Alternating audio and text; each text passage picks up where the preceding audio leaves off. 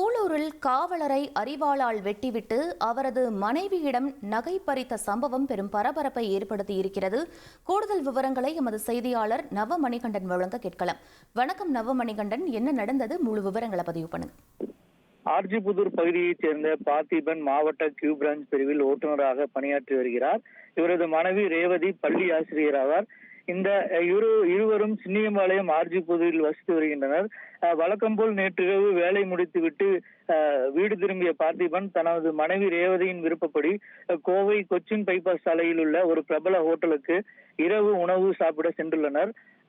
அவரது 2 குழந்தைகளையும் வீட்டில் விட்டுவிட்டு கணவன் மனைவி இருவரும் மட்டுமே ஹோட்டலுக்கு வந்துள்ளனர். இரவு 12 மணி அளவில் உணவு முடித்துவிட்டு வீடு திரும்பி கொண்டிருந்த போது ஆள் நடமாட்டம் இல்லாத காட்டு பகுதி வழியாக சென்றுள்ளனர்.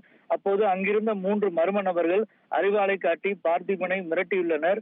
நீ யார் என்று கேட்டு அவரை அரிவாளால் வெட்டியுள்ளனர். பின்னர் பார்த்திபனின் மனைவி ரேவதியிடமிருந்து 5 பவுன் நகைகளை பறித்துக் கொண்டு அங்கிருந்து தப்பி சென்றுள்ளனர்.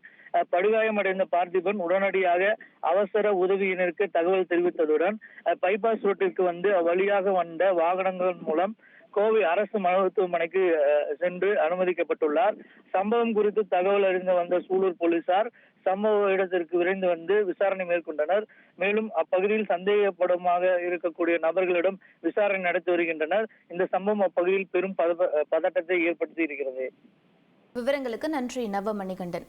ட்ரெண்ட ஃப்ரெண்ட் ஆக்கிக்கோங்க. தந்தி டிவியின் சப்ஸ்கிரைபர்ஸ் அண்ட் ஃபாலோவர்ஸ் குடும்பத்துல நீங்களும் இணையுங்க.